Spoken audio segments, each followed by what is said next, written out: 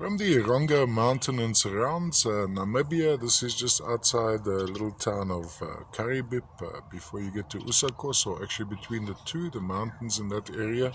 We have here underlying crystal, would be an aquamarine crystal, a different color zoning or coloration in the crystal. Sitting on top of it, the white material would be, or the beige creamy material would be feldspar, very typical to that deposit.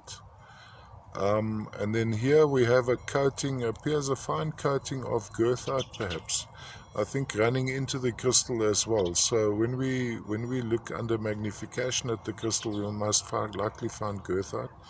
Termination, let's have a look at the top termination going around like this.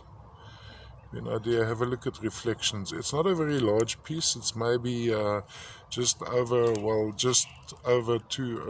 an inch. Not super large, actually very nice to maybe put into a piece of jewelry as a pendant, for instance. And then there is some crystallization on this side. Actually it does run right through, so this is a floater, formed as is in nature.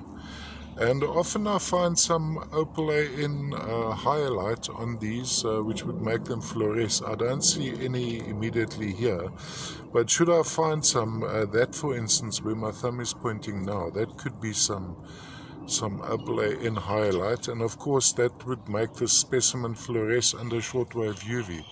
I think it is actually some opaline in there. It's sort of got a light greenish yellowish color, and that would fluoresce a bright yellow to green under shortwave.